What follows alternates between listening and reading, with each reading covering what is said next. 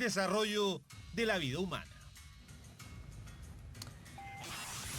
Varias interrogantes nos deja la nota ahí de Rodrigo Cid, por eso que vamos a tomar contacto con Matías Asun, director nacional de Greenpeace. Aquí ya lo tenemos de manera telemática porque la nota introductoria nos da un marco general, Matías, para hablar de varias cosas, de la campaña principalmente, de los desafíos que tiene Greenpeace para este año, pero de un temazo que es el tema del agua. ¿Te parece si empezamos por ahí en el tema del agua, del racionamiento de localidades como veíamos ahí en la región de Valparaíso, que ya están racionando, ven menos presión de agua?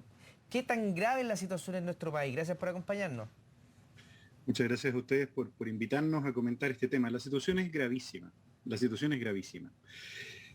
Vamos a decirlo con todas sus letras. Nos estamos acercando rápidamente al día en donde empecemos a ver cortes de agua, incluso en las ciudades.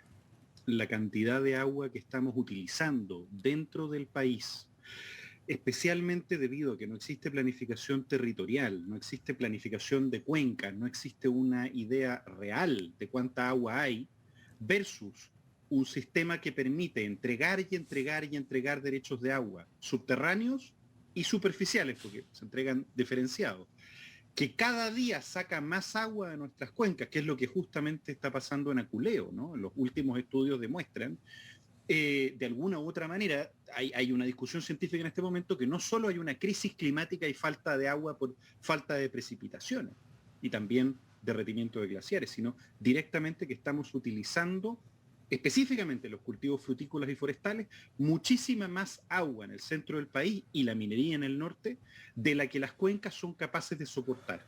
Y como resultado de ello, las poblaciones rurales están cada vez más precarizadas y los cultivos de esos campesinos y la ganadería de esos campesinos de una población gigantesca cada vez está peor. Solo por darles una cifra que pocas veces conocemos, porque sabemos la gravedad del asunto. Más de 400.000 familias dependían el año que empezó la pandemia de camiones aljibe, pero que el 40% de la población rural escolar no cuente con agua potable es gravísimo. Sí. Es gravísimo. Esto es un dato de la Fundación Amulén del año pasado. Sí, y fíjate que es bien paradojal porque tú das en un punto súper importante, ¿ah? Uno puede ir, por ejemplo, a Valparaíso Costa, al sector de los Molles, Papúa y qué sé yo, y uno ve estos tremendos condominios con lagunas artificiales para kayak, naturales, qué sé yo, y tú avanzas un par de kilómetros y a los vecinos del mismo sector se le está repartiendo el agua en camiones de aljibe. ¿Cómo se condicen? ¿Cómo No, es conviven que esos dos Chiles? no tiene explicación alguna, pero la clave la da la señora del reportaje que veíamos antes de empezar esta nota. A veces el champú es más barato, ¿no? Es una metáfora, por supuesto. Pero la realidad es que hoy día en Chile el agua es un negocio.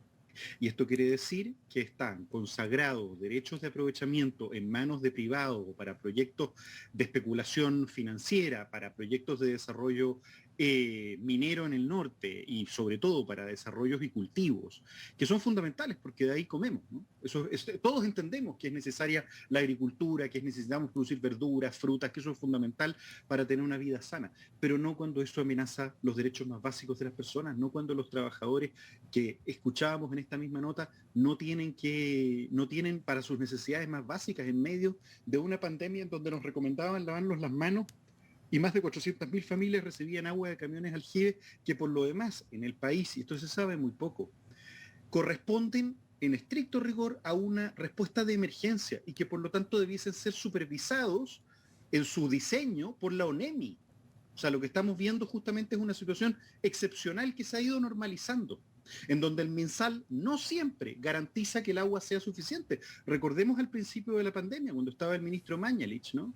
Cuando en la quinta región, una de las regiones más golpeadas y en donde los contagios empezaron a crecer en los sectores rurales, el decreto que asignaba 100 litros de agua por camión aljibe fue anulado intencionalmente para reducirlo a 50 litros, en una actitud mezquina de parte de las autoridades. Entonces, seamos muy claros, estamos viviendo en una crisis climática espantosa que se traduce en aumento de temperaturas y por lo tanto pérdida de glaciares y pérdida de nieve y por lo tanto en menos aporte en periodos estivales. Pero también estamos viviendo en un país en donde el agua tiene dueño y en donde esos mismos dueños nos están ofreciendo soluciones para vendérnosla. Y por lo mismo es que en todas las encuestas sale de manera tan enfática que en la última encuesta que hicimos como Greenpeace, justamente entre medio de la primera y segunda vuelta y que publicamos posteriormente a la primera vuelta, dentro de los desafíos que van a tener las próximas autoridades, el Senado, la Cámara de Diputados y también la Constitución, más del 90% del país cree que es necesario consagrar el agua como un derecho humano y para el cuidado del medio ambiente, porque no se puede vivir dignamente en la superficie de Marte. Eso por muchas botellitas de agua que nos garanticen todos los días, la realidad es que tenemos que cuidar el medio ambiente también. Sí, ese es un eje fundamental y uno de los pilares. También hay otro que tiene que ver con las altas temperaturas. Los que vivimos en la región metropolitana hemos sido testigos, ¿cierto?, de este 2021 que fue con temperaturas históricas, ¿cierto?, sobre 1 grado de lo que debiera ser. Casas que les va a costar más seguramente aislarse, personas que están teniendo complicaciones incluso en la noche para dormir por las altas temperaturas, ponernos de acuerdo en el riego también de los edificios, de los espacios Por públicos. supuesto, todas esas iniciativas. Es un temazo también, ¿no? Porque hay algunos municipios que han dicho, ¿sabe qué? Yo no voy a regar el parque porque voy a guardar esa agua para otra cosa, pero parecieran ser, como tú bien dices, o como dice un poco el estudio, parecieran ser como campañas propias más que un ente armado del Estado, ¿no? Por cierto, no hay gota de agua que sobre. En esto tiene razón todo el mundo que lo señala. Ahorrar agua, por mucho que solo la población utilice el 2%, porque para consumo humano se usa 2%, para el 98% se distribuye en todo el resto de las cosas que ocurren en el país, ¿no? Y por supuesto, los grandes consumidores de agua son las grandes operaciones industriales, especialmente las operaciones mineras, o en el caso del sector central, las actividades de cultivo agrícola y el sector sur, por supuesto, las plantaciones forestales. El gran problema que tenemos como país no solo supone la disponibilidad de agua, solo por mencionarles algunas cifras. El reporte del año pasado, de finales del año pasado, señalaba que había un 78% de déficit de precipitaciones respecto a un año normal en la zona aledaña a Coquimbo y La Serena, un 71% en la región metropolitana y un 74% en la región de Valparaíso. Efectivamente, está lloviendo menos. Sin embargo, todos los estudios que se están haciendo establecen que aún así, cada vez vemos más cerros plantados, cada vez vemos más fruta plantada, cada vez, como ya no hay agua superficial, estamos entregándola desde el interior de la tierra, sacándola desde el interior de la tierra, sin miramiento respecto de lo que la cuenta realmente permite. Y esto genera 3 problemas o 2 problemas. El primero, hay más derechos de agua, es decir, propietarios de derechos de agua, poderosos propietarios de derechos de agua, como el propio ministro Antonio Walker, recordemos, que era propietario de derechos de agua y ministro de Agricultura, y ahora justamente se está querellando contra Rodrigo Mundaca, intendente de la región de Valparaíso, y en ese entonces luchador por el agua, justamente por denunciar toda la corrupción que hay asociado en esto, de facto, cuando las autoridades tienen que legislar al respecto. Hay más derechos constituidos que agua real en Chile. Esto es un sinsentido. Y las autoridades se han negado a legislar. Para suplirlo, estamos entregando derechos de agua subterránea, que lo que están haciendo es sacar el agua desde el interior de la Tierra, generando recargas volumétricas, espacios de recarga volumétrica en el centro de la Tierra, en las capas interiores de la Tierra, que hacen que el agua que antes corría por arriba ahora vea más fácil entrar hacia el interior. Por lo tanto, ayudando a desertificar aún más la superficie de la Tierra. Pero eso no es lo más terrible. Lo más terrible es que no solo el agua está entregada a derechos privados y por lo tanto depende de lo que los privados decidan hacer con las cuencas. Por eso el Estado nos presenta como gran noticia cuando se logra un acuerdo con esos privados.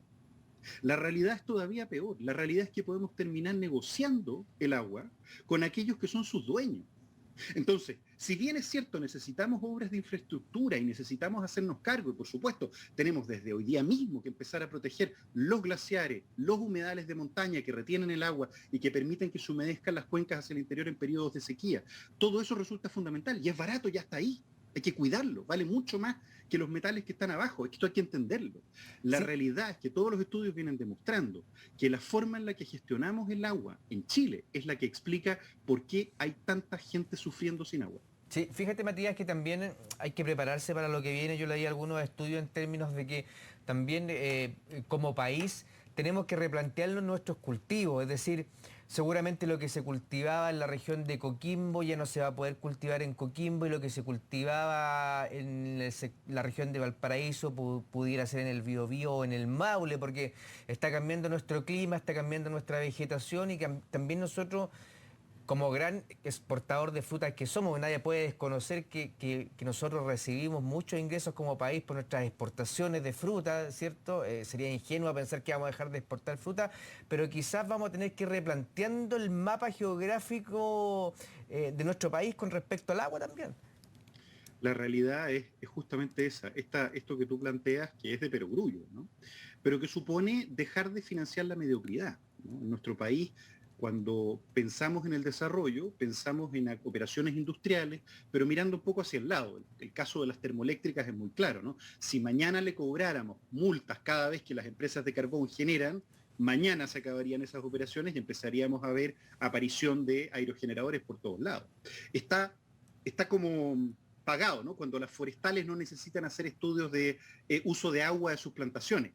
Eso pasa en Chile, ¿no? Entonces uno dice, ¿cómo puede ser? La normativa justamente es muy permisiva y por lo tanto hemos generado un modelo de desarrollo que está tremendamente subsidiado por falta de legislación proactiva.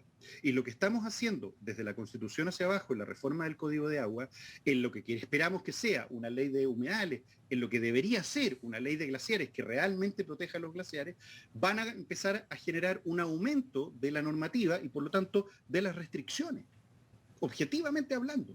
Y eso debiera ir acompañado de transiciones que nos permitan justamente hacer que lo que hoy día es un modelo de desarrollo que el propio Banco Mundial y las organizaciones internacionales, como tú bien decías, nos han señalado, no es sostenible una economía extractiva en el uso de agua con las proyecciones de futuro que tienen como país, es tremendamente necesario empezar a pensar en la eficiencia del uso de agua para los regadíos, en no entregar más derechos de agua hasta que la Constitución no reorganice desde arriba hacia abajo el sistema jurídico, hasta que no garanticemos además el uso eficiente y masivo de reciclaje de aguas con aguas grises, hasta que no contemos con una ley de glaciares que permita proteger los ciclos hidrológicos y particularmente los sistemas de generación de agua en las nacientes de las cuencas, hasta que no invirtamos en serio, ¿no? Chile tiene un presupuesto que alcanza, con suerte, para alrededor de 6.000, 7.000 pesos por glaciar.